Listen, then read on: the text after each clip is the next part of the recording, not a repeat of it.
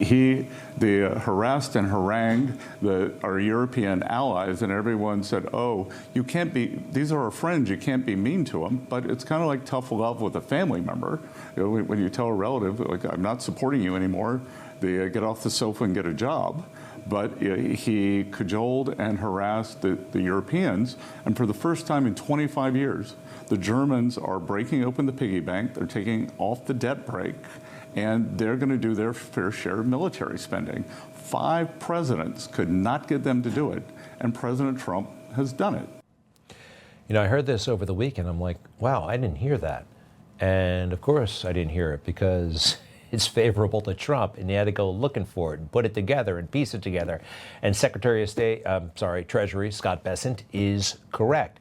Germany, after so many years of being urged, please, please, spend more money.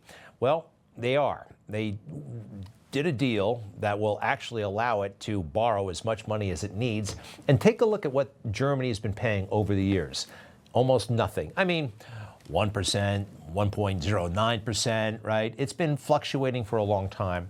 Under the current kind of scheme that they're developing in Germany, it can shoot up to 5%. And Trump's fingerprints, according to the Germans, are all over this. It's fantastic. All right. Next, please. Right now, only 29% of the American people have positive thoughts about the Democrat Party. They are at rock bottom. It doesn't get much lower than that, and it doesn't get much lower than this. Andrew Cuomo. Yep, they have broken him out of exile and shame. You know, he disgraced himself as governor of New York State, and now Democrats, for some reason, say he can be mayor of New York City. They say mayor of New York City is the second toughest job in America, right behind president. I can't figure this out, but the Democrats are falling in line against the guy they forced out of office. He's terrible.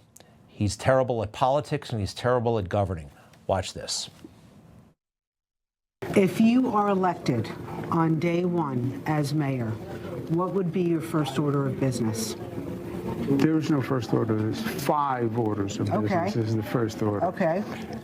Public safety, we have to do something about. I mean, it's what you heard in that room, right? When people are afraid to walk down the street, that's a problem. That's a problem. We know that's a problem. This is what he does. For that ad, what are you going to do day one? And all he does is describe the problems that everybody already knows about. He has no solutions. Her question was, what are you going to do? And he just, yeah, it's a problem. Tell us more about what you're going to do. He can't. He just summarizes the problems. When people are afraid of homeless, mentally ill on the street, that's a problem.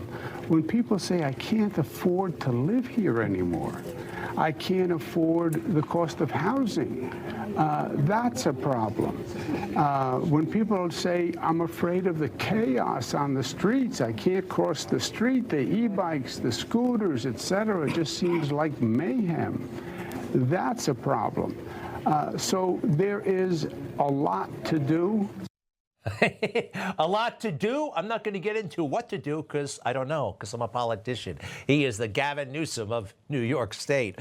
What can he do? He can talk about problems. That's what he's good at, right? Having a press conference. Should I do this? I could do that. Should I? Will I? I don't know. Will I tell you? Maybe. Let's wrap things up with him. There are people to this day who are upset. They're still grieving. They're angry with you. Do you feel that you owe them an apology?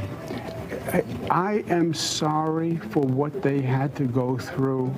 It was horrific. Just take the basic fact that they could not go in to say goodbye. You see, he's trying to confuse the issue. That was bad, but it's that he put COVID-positive patients into nursing homes, and that caused more people to die. And then he fudged the numbers, tried to cover it up. When he gets called out on that, watch the hesitation, watch the stammering, watch the stuttering, okay? This is why he doesn't do interviews very often, because he stinks at them. It became very political, very weaponized, and then for people to think maybe government made a mistake and that's why Mom died. That's a very, very difficult situation.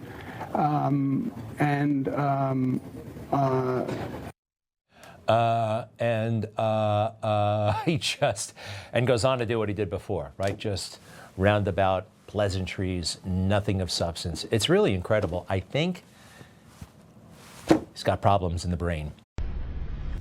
Information. Truth is freedom. Is Newsmax. It's real news for real people.